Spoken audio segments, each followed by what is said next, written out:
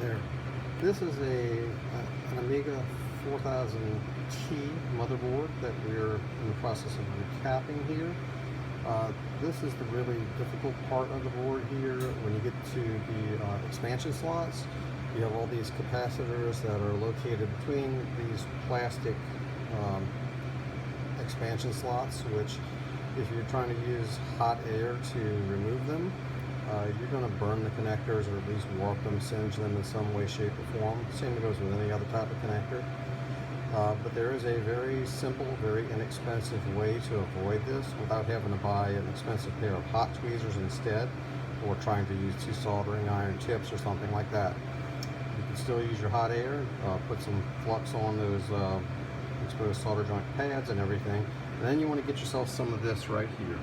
This is a material that's called casting ring liner. It's used in dentistry to cast the metal components for a crown. It's used to be made out of asbestos back in the day when I was in school, but of course we know asbestos is hazardous, so instead it's been replaced with a cellulose type of material. It's when you use it for casting, you put it inside of a casting ring with the wax pattern and some gypsum investment, and you put it in a furnace that's well over 1,000 degrees Fahrenheit. So it holds up very well to this heat. I can't remember the exact specifics of why you use it in the liner. It's been 25 years since I've been in school, and I don't remember all the stuff about materials. So, but it'll hold up just fine to 350 degrees centigrade, which is about 668 degrees Fahrenheit, without even batting an eye at it. So what you do is you cut off a length of this, you double it over, and you put it between the slots, and go after it with hot air, and you will see your capacitors come loose, and you won't have any singed or burned connectors. I just used that on this capacitor that I replaced right adjacent to it. You can see there's an old label on here that's practically falling apart off of there. But you can see that there is no burning, warping, distortion, or anything after even being blown directly on with the hot air for about 20-30 seconds before that capacitor came off.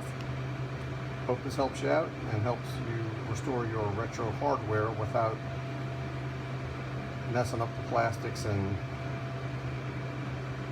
getting you angry or something, so, or getting your client, if you're doing it for someone else, mad at you. Thanks for watching. So here we are back again where I just removed that capacitor after using the hot air. I would have filmed the process, but I don't have any way to steady the camera while I'm doing this.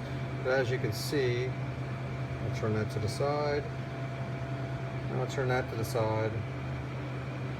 That nasty capacitor came off of there, and there is little, if any at all, damage to the plastic housing of those slots. I'll clean the pads off in a minute and be ready to add another cap.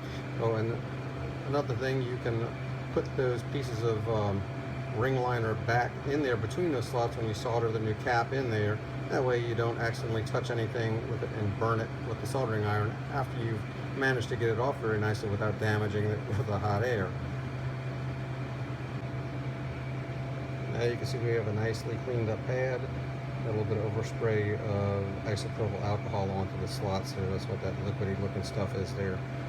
So anyway, we'll go ahead and we'll solder in a new capacitor, and this one will be done. And here is our new 100 microfarad cap soldered back into place. A little bit of flux that's still got to be cleaned off, spatter some alcohol, etc., etc.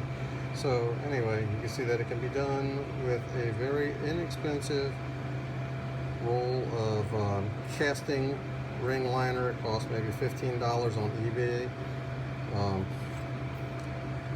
versus spending, I don't know, several $100s on a quality pair of hot tweezers, not the Chinese crap stuff that you could probably get for less. But anyway, hope this helps you.